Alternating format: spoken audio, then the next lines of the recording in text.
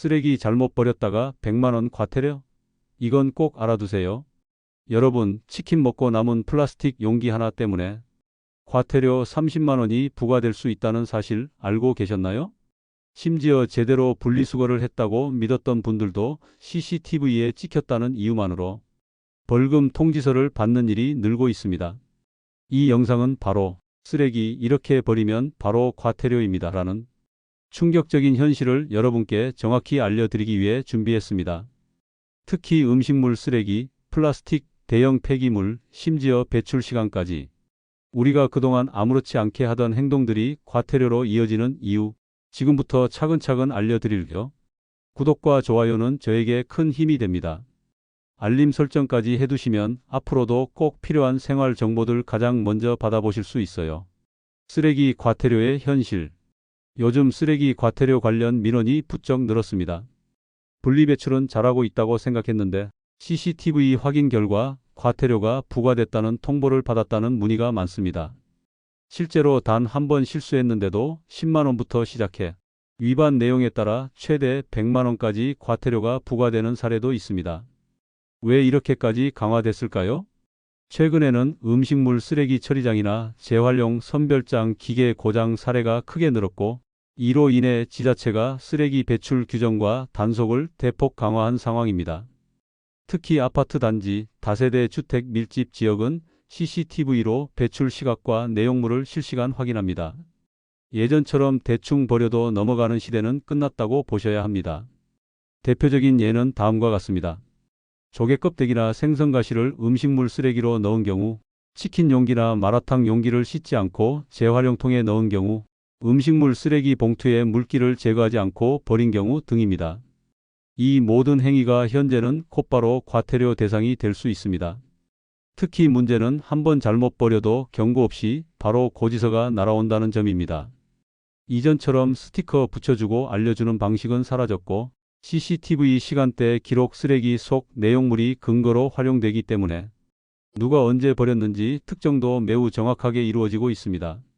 과태료는 금액도 적지 않습니다. 보통 최소 10만 원, 반복 시 30만 원까지 부과되며 공동주택의 경우 관리비에 포함돼 청구되기도 하니 더욱 유의하셔야 합니다. 나는 괜찮겠지라는 생각보다 이제는 제도 자체가 달라졌다는 걸 먼저 인식하는 게 중요합니다. 쓰레기 배출은 지금도 바뀌고 있는 규정이라는 점 꼭 기억하셔야겠습니다. 음식물 쓰레기 구분법. 음식물 쓰레기는 흔히 이건 음식이니까 음식물 쓰레기겠지 하고 버리는 경우가 많지만 2025년부터는 전국 공통 기준이 적용되기 때문에 품목별 분류를 정확히 아는 것이 중요합니다. 우선 아래 항목은 예외 없이 일반 쓰레기로 분류됩니다.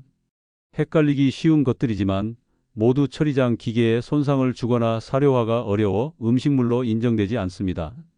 계란 껍데기, 생선가시 닭돼지뼈, 조개 껍데기 게새우 껍질, 복숭아 자두살구 씨, 양파 껍질, 마늘 껍질, 옥수수대, 옥수수 껍질, 밤호두 등 딱딱한 껍질류. 이 항목들은 전국 공통으로 일반 쓰레기로 처리해야 하며 이 중 하나라도 음식물 쓰레기 봉투에 들어가 있으면 봉투 전체가 반송되거나 과태료 대상이 될 수 있습니다. 반면 아래 품목들은 음식물 쓰레기로 인정됩니다. 바나나 껍질, 수박 껍질, 사과배 껍질, 감자고구마 껍질단 썩은 부분이 절반 이상이면 일반 쓰레기.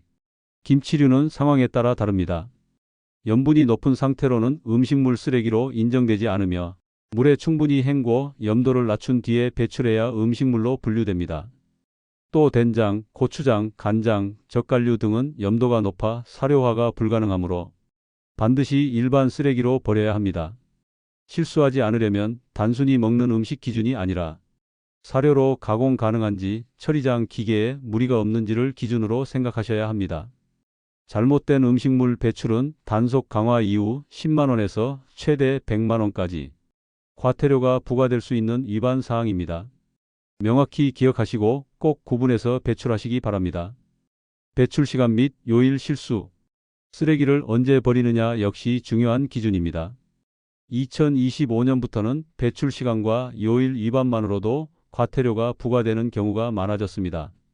일반적으로 음식물 쓰레기, 재활용품, 일반 쓰레기 등은 배출 요일이 따로 정해져 있고 지정된 시간 외에 내놓으면 CCTV 단속 대상이 됩니다.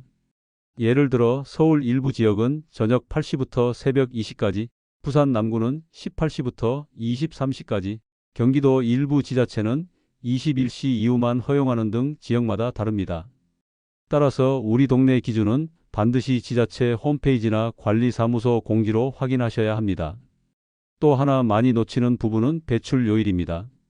예를 들어 월수금은 일반 쓰레기, 화목은 음식물 쓰레기처럼 구분되어 있는데 요일을 헷갈려서 잘못 내놓으면 분리배출이 아무리 잘 되어 있어도 과태료 대상이 됩니다. 특히 명절이나 공휴일에는 평소와 수거 일정이 바뀌는 경우가 많습니다. 화요일에 음식물 쓰레기를 내놓던 지역이라도 공휴일이면 수거가 건너뛰어지고 다음 날로 밀리는 시기인데 이를 모르고 평소처럼 배출하면 바로 고지서가 날아올 수 있습니다. 실제 사례로 아파트 단지에서 평소보다 일찍 낮 3시에 쓰레기를 내놓았다가 CCTV로 확인돼 10만 원 과태료를 부과받은 사례도 있습니다. 심지어 봉투도 맞고 분리도 완벽했지만 시간을 어겼다는 이유만으로 과태료가 부과된 겁니다. 결론은 간단합니다. 내가 사는 지역의 배출 요일과 시간을 정확히 알고 평일과 공휴일 구분까지 확인해야 합니다. 아무리 잘 분리해도 시간을 틀리면 과태료는 피할 수 없습니다. 종량제 봉투를 사용했다고 해서 안심할 수는 없습니다. 2025년부터는 봉투 종류, 무게, 상태까지 모두 단속 대상입니다. 먼저 지역별 봉투 구분은 반드시 지켜야 합니다.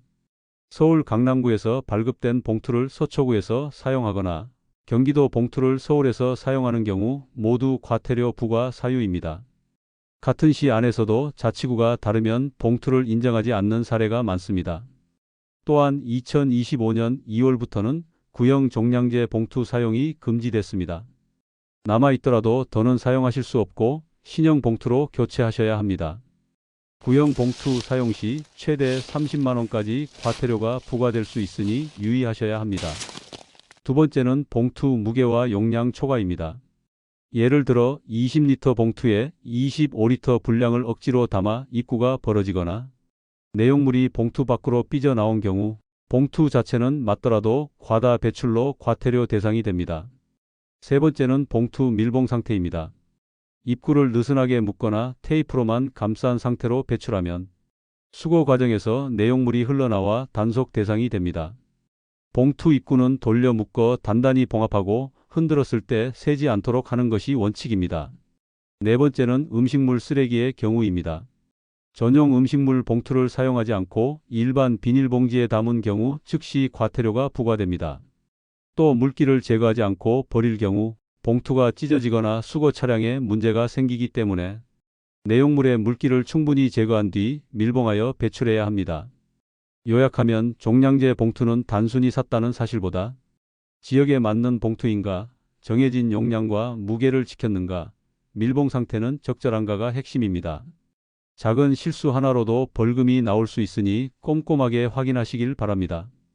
다음은 대형 폐기물, 전자제품, 의약품, 형광등 등 가정에서 자주 실수하는 특수 폐기물 배출법을 안내해 드리겠습니다. 음식물 쓰레기 봉투 실수. 음식물 쓰레기 전용 봉투는 일반 종량제 봉투보다 훨씬 더 까다롭게 관리됩니다. 가장 흔한 실수는 물기를 제대로 제거하지 않고 그대로 버리는 경우입니다. 물기가 많은 상태로 배출하면 봉투가 쉽게 찢어지고 수거 과정에서 누수로 인한 악취와 오염 문제가 발생하게 됩니다. 또 한 가지는 봉투를 아예 잘못 사용하는 경우입니다. 일부 지역에서는 전용 봉투가 아닌 일반 비닐봉투에 담아 내놓는 것만으로도 즉시 과태료가 부과됩니다. 전용 봉투 사용 여부는 수거 담당자가 바로 확인할 수 있고 위반 시 벌금이 뒤따릅니다. 물을 짜는 방법은 간단합니다. 배출 전 채반에 받쳐 물기를 빼거나 키친타월로 닦아내면 됩니다. 조금 번거롭더라도 이러한 기본 원칙을 지키지 않으면 정확히 분리했더라도 오히려 벌금을 물 수 있습니다. 다음은 대형 폐기물, 전자제품, 의약품, 형광등 등 가정에서 종종 실수하는 특수 폐기물 처리 방법에 대해 안내해 드리겠습니다. 대형 폐기물과 전자제품은 무조건 신고 후 배출이 원칙입니다. 소파, 장롱, 매트리스처럼 부피가 큰 물건은 주민센터나 지자체 앱 홈페이지를 통해 신고하고 스티커를 구매해 부착해야 합니다. 2025년부터는 모바일 인증 스티커 방식도 확대되고 있어 온라인으로 결제 후 QR코드 인증으로 대체하는 지역도 많습니다. 지정한 날짜와 장소에 내놓지 않거나 스티커 없이 배출하면 무단투기로 간주돼 최대 100만 원 이하 과태료가 부과될 수 있습니다. 전자제품의 경우 TV, 냉장고, 세탁기, 에어컨 등 대형 가전은 폐가전 무상 방문 수거 서비스를 이용하면 편리합니다. 인터넷이나 전화로 신청하면 무료로 집 앞까지 수거하러 옵니다. 휴대폰, 프린터 같은 소형 전자제품은 주민센터, 대형마트 등에 설치된 전용 수거함에 배출하면 됩니다. 종량제 봉투에 그냥 넣으면 과태료 대상이 될 수 있습니다. 의약품도 주의해야 합니다. 감기약, 항생제, 유통기한 지난 약을 그냥 쓰레기통에 버리면 수질 오염이나 생태계 파괴로 이어질 수 있는 환경 위반 행위가 됩니다. 2025년 현재 모든 약국과 보건소에 폐의약품 전용 수거함이 설치되어 있으니 별도 분리하여 배출하시기 바랍니다. 약 봉지나 병 없이 알약만 따로 가져가도 수거가 가능합니다. 형광등은 깨지지 않은 상태 그대로 마트나 주민센터에 설치된 형광등 수거함에 넣는 것이 원칙입니다. 만약 깨졌다면 반드시 신문지 등으로 감싸고 불연성 쓰레기 봉투에 담아 유리 조심 등 문구를 적어 배출해야 합니다. 그냥 일반 쓰레기로 내놓거나 깨진 채 배출하면 환경오염과 안전사고 위험이 커집니다. 이제 마지막으로 오늘 말씀드린 내용을 간단한 핵심 요약으로 정리해 드리겠습니다. 과태료 없이 안전하게 버리는 법 5가지만 기억하시면 됩니다. 오늘 영상에서 안내해 드린 내용은 복잡해 보이지만 5가지만 기억하시면 과태료는 충분히 피할 수 있습니다. 첫째, 음식물 쓰레기는 법령 기준에 따라 품목별로 정확히 구분. 둘째, 배출 요일과 시간은 지역별 기준을 반드시 확인. 셋째, 봉투는 신형 종량제만 사용, 무게와 밀봉 상태까지 체크.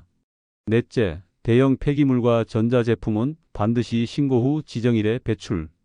다섯째, 확실하지 않으면 무조건 지자체나 주민센터에 문의. 실수 하나로 100만 원까지 과태료가 부과될 수 있는 시대입니다. 꼼꼼하게 확인하고 꼭 필요한 내용은 가족 이웃과도 나눠주세요. 오늘 영상이 도움이 되셨다면 좋아요와 구독, 알림 설정 부탁드립니다. 다음 영상에서 뵙겠습니다. 감사합니다.